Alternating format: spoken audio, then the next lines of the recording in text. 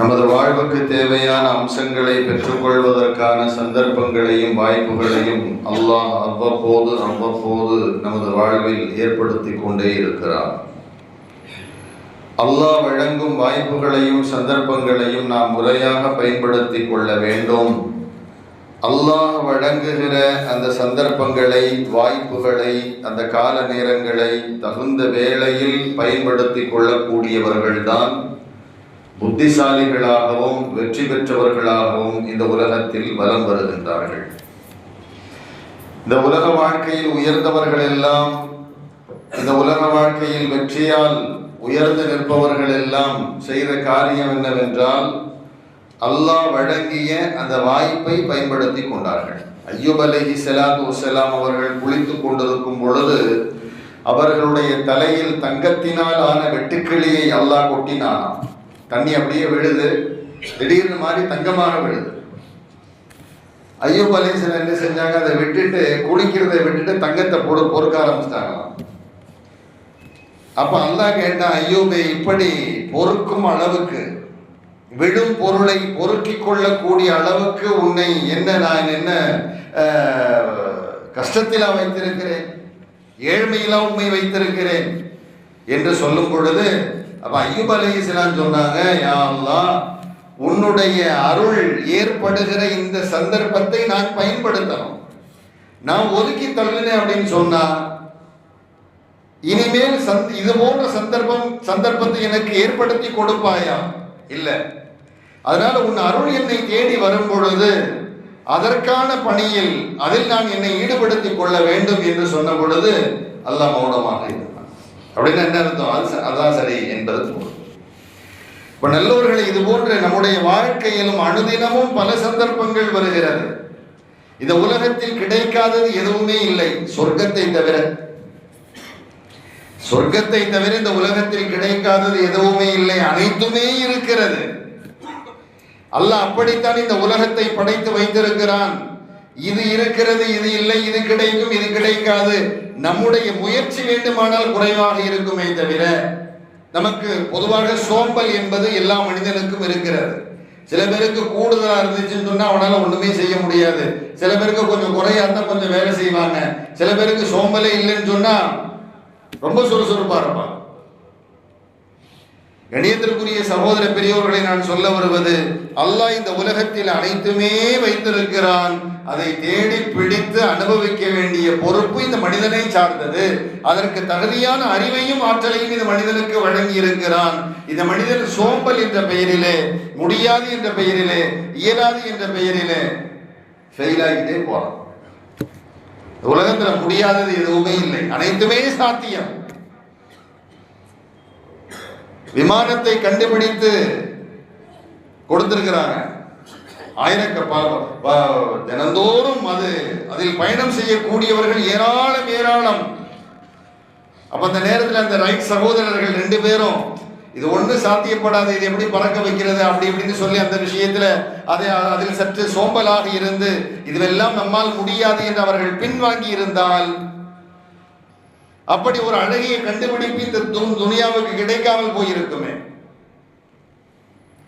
நான் சொல்ல வருவது, நல்லவர்களே, வாய்ப்புகள் வரும் பொழுது, சந்தர்ப்பங்கள் வரும் பொழுது அதை நாம் குறை கூறி ஒதுக்கி கொண்டே இருக்கும் பழக்கமும் இந்த மனிதனிடத்தில் இருக்கிறது. சந்தர்ப்பம் நம்மை தேடி வருகிற பொழுது மனுஷன் என்னன்னு சொன்னா அதுல என்ன குறை இருக்குன்னு தான் பார்ப்பான். உலகத்துல குறையில்லாத பொருள் எதுவுமே இல்லை, தெரியுமா? குறையில்லாத பொருள் எதுவும் இல்லை, குறையில்லாத மனிதர்களும் இல்லை. ஏதாவது ஒன்று இருக்கதான் செய்யும். சில பேர்ட்ட கோபம் இருக்கலாம், சில பேர்ட்ட இந்த மாதிரி ஏதாவது ஒன்று இருக்கும். இப்படி அனைத்தையுமே நாம் ஒதுக்கினால், அனைத்து பொருளையுமே ஒதுக்கினால் இந்த துனியாவிலேயே வாழும் தகுதியை இந்த மனிதன் இழந்து விடுவான். இப்ப வாழ்வு என்பது சூனியமாக மாறிவிடும். குர்ஆன் ஷரீஃப் என்பது வெறுமனே தொழுவுங்க, நோம்பு வைங்க, போய்கிட்டே இருக்கலாம் சொல்லல. மனிதனுடைய வாழ்வுக்கு எதுவெல்லாம் தடையாக இருக்கிறதோ, உளவியல் சம்பந்தமான ஏராளமான சங்கதிகளை குர்ஆன் பேசுகிறது. தொழுகை நிறைய பேர் நினைச்சுக்கிட்டு இருக்கிறோம், இஸ்லாம்னா தொழ சொல்லும், நோம்பு வைக்க சொல்லும். இல்ல, தொழ சொல்றது, நோம்பு வைக்க சொல்றது நம்மை விட மிருகம் அதிகமாக தொழுகிறது, தெரியுமா? அல்லாஹ் குர்ஆன்ல சொல்றான், இந்த உலகத்திலே நாம் எந்த ஜீவராசிகளுக்கெல்லாம் வாயில்லை என்று சொல்லுகிறோமோ அவைகள் எல்லாம் மனிதனை விட அதிகமாக வணங்குகிறது. அதிகமாக வணங்கிக் கொண்டே எனி டைம் அது அவைகள் எல்லாம் வணங்கிக் கொண்டே இருக்குமா. தேனியினுடைய ரீங்காரம் அது இறைவனை புகழ் பாடுகிறது. 4 கால் பிராணிகள் அனைத்தும் ருக்குவில் நின்றவாறு இறைவனை வணங்கிக் கொண்டிருக்கிறது. ஊர்ந்து செல்லக்கூடிய உயிரினங்கள் யாவுமே சுஜூதில் இறைவனை வணங்கிக் கொண்டிருக்கிறது. மலை மரம் போன்றவை எல்லாம் கியாம் நிலையில் நின்று வணங்கிக் கொண்டிருக்கிறது. இது எல்லாத்தையும் சேர்த்து 5 நிமிஷத்தில் இந்த மனுஷன் முடிச்சுட்டு போயிடலாம். சூஃபியாக்கள் ஞானவான்கள் நமக்கு சொல்லுவாங்க, நிலையாக நின்று வணங்கக்கூடிய ஜீவராசிகள் ஏராளம், ருக்குவில் நின்றே வணங்கக்கூடிய ஜீவராசிகள் ஏராளம், சுஜூதில் இருந்தே வணங்கக்கூடிய ஜீவராசிகள் ஏராளம், விண்ணகத்தில் பறந்து கொண்டே ரப்பை தொழக்கூடியவைகள் ஏராளம். பறவைகள் எல்லாம் பறந்த வண்ணமாக இறைவனை தஸ்பீஹ் செய்கிறது. ஒரு நாட்டில் இருந்து இன்னொரு நாட்டுக்கு கடந்து வருகிறதே பறவை, எப்படி வருகிறது? யார் கொடுத்த சக்தி? வேடந்தாங்கல் என்று சொல்லப்படுகிற இங்கு சென்னைக்கு அருகே உள்ள அந்த இடத்திலே வெளிநாடுகளில் இருந்தெல்லாம் பறவைகள் வருகிறது என்று நாம் ஆச்சரியமாக போய் பார்க்கிறோம். எப்படி பல்லாயிரக்கணக்கான கிலோமீட்டர்கள் கடலை கடந்தவைகள் வந்து அங்கு வந்து இருந்து முட்டையிட்டு குஞ்சு பொறிச்சு குஞ்சியை சேர்த்து கொண்டு போயிடுவோம். அப்ப இவைகளுக்கெல்லாம் ஆற்றலை கொடுத்தது யார்? அல்லாஹ். குர்ஆன்ல சொல்றேன், நான் தான் கொடுத்தேன் ஆற்றல். கணியத்திற்குரிய சகோதர பெரியோர்களே, வரும் வாய்ப்புகள் அனைத்தையும் குறை கூறி நாம் பேசி ஒதுக்கிக் கொண்டே இருந்தால் மனிதனுடைய வாழ்வு என்பது சூன்யமாகிவிடும். இந்த உலகத்தில் நடைபெறாதது எதுவுமே இல்லை, அனைத்தும் நடக்கும். நாம் தான் முயற்சிக்கணும். தள்ளாத வயதில் குழந்தை பிறக்குமா? தள்ளாத வயது ஒருவருக்கு 100 வயசு ஆகி போச்சு, குழந்தை பிறக்குமா? பிறக்காது. அதுதான் சயின்ஸ், அதுதான் அறிவியல். ஒரு குறிப்பிட்ட வயது வரைக்கும் தான் அவரிடத்திலே அந்த உயிரணுக்கள் உற்பத்தியாகும். ஒரு குறிப்பிட்ட வயதை தாண்டும் பொழுது ஆணாக இருந்தாலும் சரி பெண்ணாக இருந்தாலும் சரி அவர்கள் அதற்கான நிலையிலிருந்து கடந்து விடுகின்றனர். ஆனால் தள்ளாத வயதிலும் இந்த உலகத்தில் குழந்தை பிறந்திருக்கிறது என்று குர்ஆன் பேசுகிறது. 99 வயசுல யாருக்காவது குழந்தை பிறக்குமா? அவருக்கு 99 வயசு, மனைவிக்கு 98 வயசு, குழந்தை பிறந்தது. குர்ஆன் கூறுகிற வரலாறு. அது எப்படி சாத்தியப்படும்? சாத்தியமாக்குறான் அல்லாஹ். ஸல்லல்லாஹு அலைஹி வஸல்லம் மிஅராஜ் போயிட்டு வந்தாங்க, கண்மூடி திறக்கிறதுக்குள்ள போயிட்டு வந்தாங்கன்னு சொல்லப்படுகிறது. ஒரு மனிதன் படுத்து எழும்பியவுடன் அந்த இடத்தில் சூடு இருக்கும், ஒரு விதமான சூடு. அந்த உஷ்ணம் ஆறுவதற்குள்ளாகவே பெருமானார் போயிட்டு வந்துட்டாங்கன்னு சொல்லப்படுகிறது. இதுவெல்லாம் எப்படி சாத்தியம்? சாத்தியம் என்று அல்லாஹ் பேசுகிறார். அஸ்ராபி ஆபதிஹி, அவன் தன் அடியாரை அழைத்து சென்றான், முடிஞ்சு போச்சு. அங்க யோசிக்கிறதுக்கு வேலையே இல்லை. நமக்கு சாத்தியம் இல்லை என்றால் உலகத்தில் எதுவுமே சாத்தியம் இல்லை என்பது பொருளா? நம்மால் முடியாது என்றால் பிறரால் முடியாது என்பது பொருளா? பிறரால் சாத்தியப்படும். கண்ணியத்திற்குரிய சகோதர பெரியோர்களே, 99 வயதில் குழந்தை பிறக்குமா? பிறந்திருக்கிறது. 98 வயதில் ஒரு பெண் குழந்தை பெறுவாளா? பிறந்திருக்கிறாள், பெற்றெடுத்திருக்கிறாள். அது யாருன்னு சொன்னா ஹஜ்ரத் ஜக்கரியா அலைஹிஸ்ஸலாம். ஹஜ்ரத் ஜக்கரியா அலைஹிஸ்ஸலாம் அவர்களுக்கு 99 வயசு, அவங்க மனைவிக்கு 98 வயசு. குழந்தை பிறந்துச்சு. எப்படி குழந்தை பிறந்துச்சு? அதான் சந்தர்ப்பம், அல்லாஹ் கொடுக்கும் வாய்ப்பு. அது அதை முறையாக பயன்படுத்தினார்கள் ஜக்கரியா அலைஹிஸ்ஸலாம். நாம சொல்லலாம் அவங்க ஒரு நபி, அல்லாஹ்வோட ரொம்ப நெருங்கி தொடர்பு இருக்குது, அதனால அது நடந்துச்சு அப்படி நாம சொல்லி அப்படி தட்டி விட்டுட்டு போயிடுவோம். இல்ல, அல்லாஹ் துனியாவில் ஒரு காரியத்தை இப்படி நிகழ்த்தி குர்ஆன்ல அதை பதிவு செஞ்சிட்டான் அப்படின்னு சொன்னா இது எல்லோருக்கும் நடக்கும் என்பது பொருள். எல்லோராலும் சாத்தியப்படும். அனைவரும் அந்த தகுதிக்கு அந்த தகுதி படைத்தவர்களாக ஒவ்வொருவரும் தம்மை உருவாக்கி கொள்ள வேண்டும். அவ்வளவுதான். ஜக்கரியா அலைஹிஸ்ஸலாத்து வஸலாம் அவர்களுக்கு எப்படி 99 வயசுல குழந்தை பிறப்பது சாத்தியமாச்சுன்னு சொன்னா ஒரு சந்தர்ப்பம். மரியம் அலைஹிஸ்ஸலாம் என்று உங்களுக்கு தெரியும், ஈசா அலைஹிஸ்ஸலாமுடைய தாயார். அவர்கள் குழந்தையாக இருந்தனர். குழந்தையாக இருந்த பொழுது அவர்களது பெற்றோர் பைத்துல் முகத்தஸில் அந்த குழந்தையை அப்படியே விட்டுட்டாங்க. அல்லாஹ்வுக்காக வேண்டி என் குழந்தை நான் வக்ஃப் செஞ்சிட்டேன்னு சொல்லி விட்டாங்க. அந்த குழந்தையை பராமரிக்கக்கூடிய பொறுப்பை ஜக்கரியா நபி அலைஹிஸ்ஸலாம் அவர்கள் எடுத்துக்கொண்டார்கள். ஆண் குழந்தைலாம் பிறந்துச்சுன்னு சொன்னா ஜக்கரியான்னு பேர் வைக்கணும். இன்னைக்கு ஹஜ்ரத் பேர் வைக்கணும்னு சொல்லி வர்றாங்க. வந்துட்டு நாம ஏதோ பேரை கொடுத்துருவோம். நபிமார்கள் அவங்க பெரிய பெரிய பேரை ஆண்கள்லாம் பேரை கொடுத்துருவோம்னு சொன்னா அவன் எங்கேயாவது இருந்து போய் வாயில நுழையாத பேரை கொண்டு வந்து இதுக்கு என்ன பொருள் அப்படிங்கிறாங்க.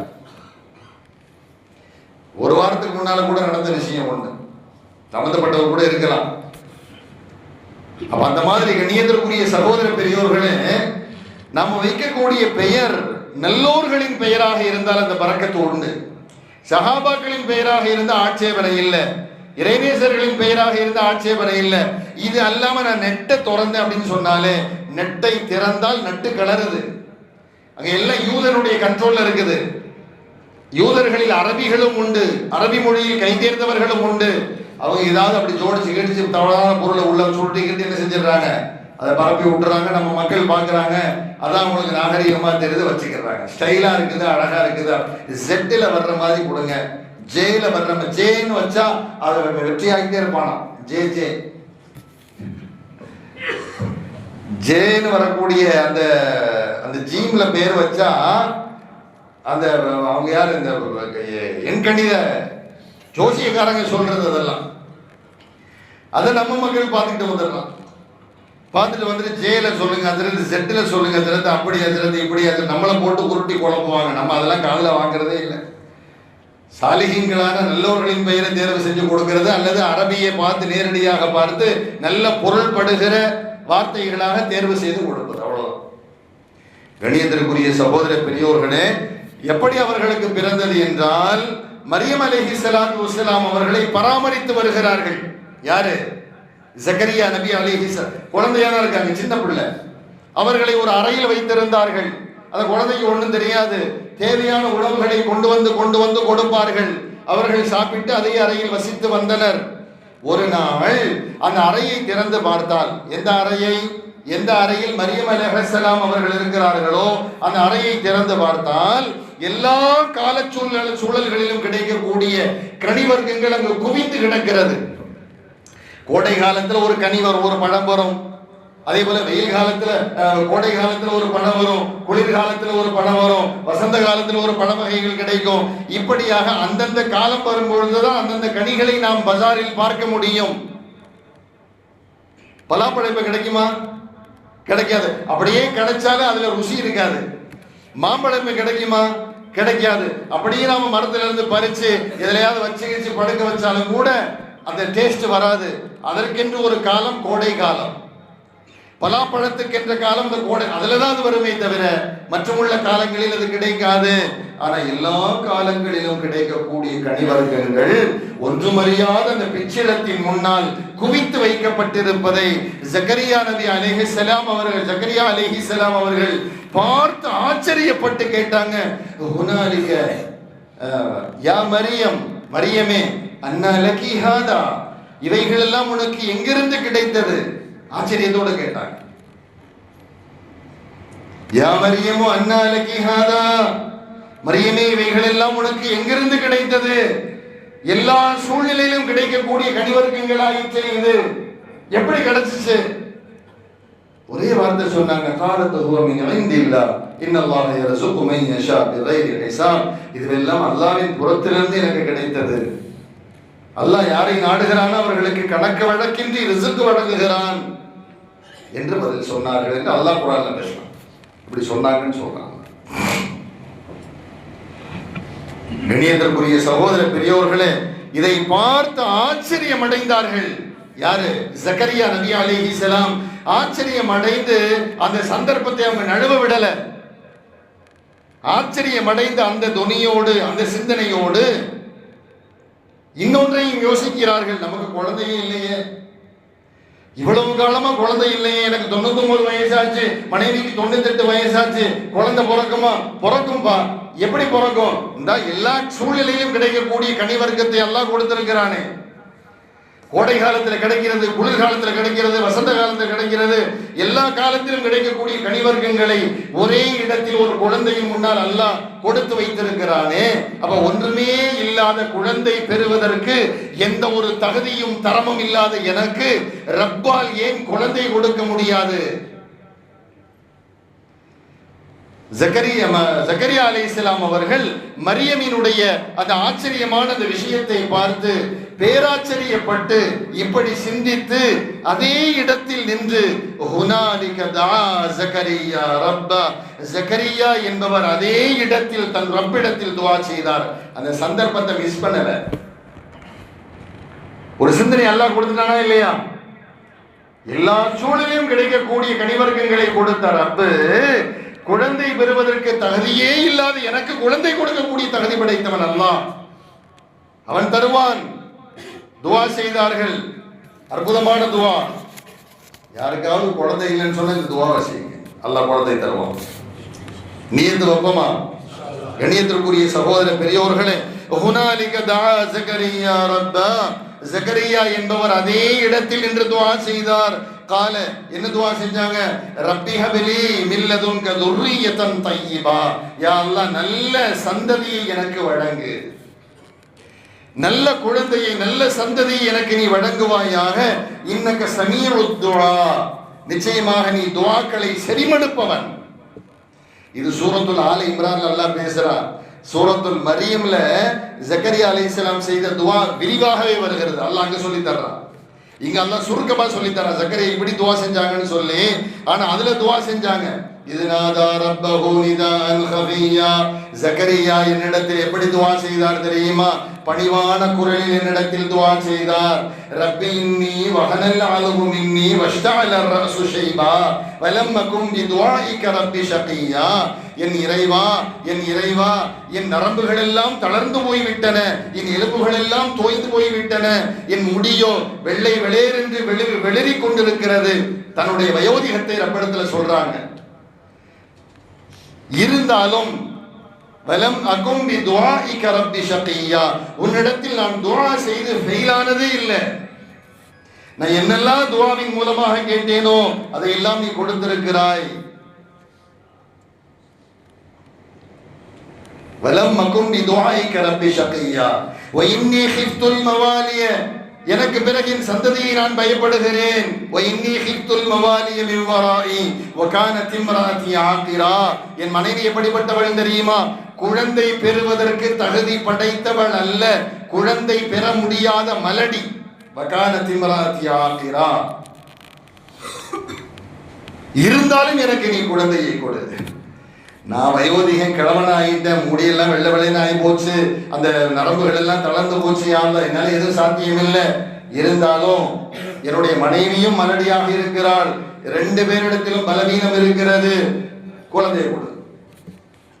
ஏன்? வலம் அகும் பிதுஆஇக ரப்பி ஷகியா, உன்னிடத்தில் நான் துஆ செய்தது வரைக்கும் ஃபெயிலானதே இல்லை யா அல்லாஹ்.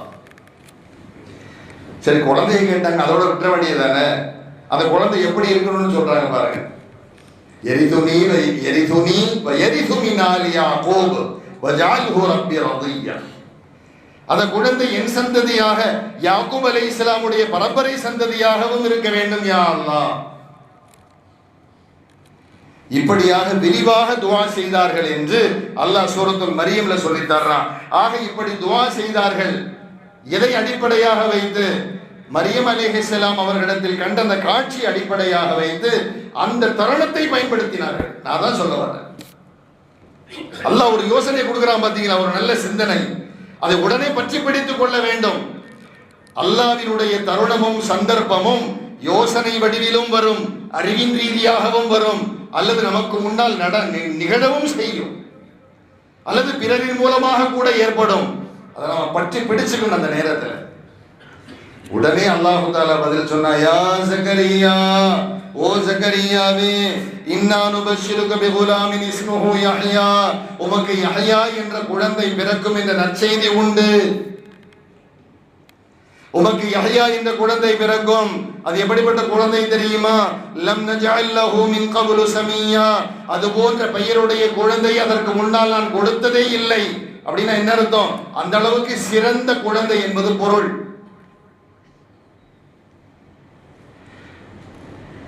பிறகு சொன்னாங்க, என்ன தெரியுமா சொன்னாங்க? அல்லாஹ் குழந்தை பிறக்கணும், குழந்தை வேணும்னு கேட்டாங்க. அல்லாஹ் குழந்தை பிறக்கணும்னு சொல்லிட்டான், விட்டுற வேண்டியது தானே. இருந்தாலும் மறுபடியும் கேட்கிறாங்க பாருங்க. قال ربي أنى يكون لي غلام وكانت امرأتي عاقرا وقد بلغت من الكبر عتيا. யா அல்லாஹ், நானோ வயோதிகனாக இருக்கிறேன், என் மனைவியோ மலடியாக இருக்கிறாள், எப்படி குழந்தை பிறக்கும் யா அல்லாஹ்? தேவையா இது?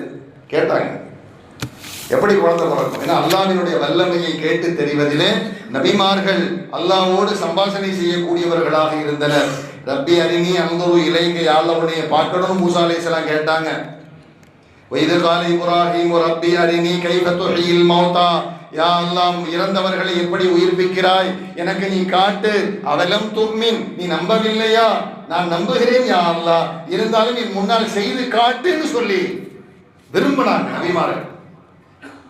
அல்லாஹ்விடத்தில் சொல்லி கேட்டார்கள். அல்லாஹ் தன்னுடைய வல்லமை வெளிப்படுத்தி காண்பித்தான்.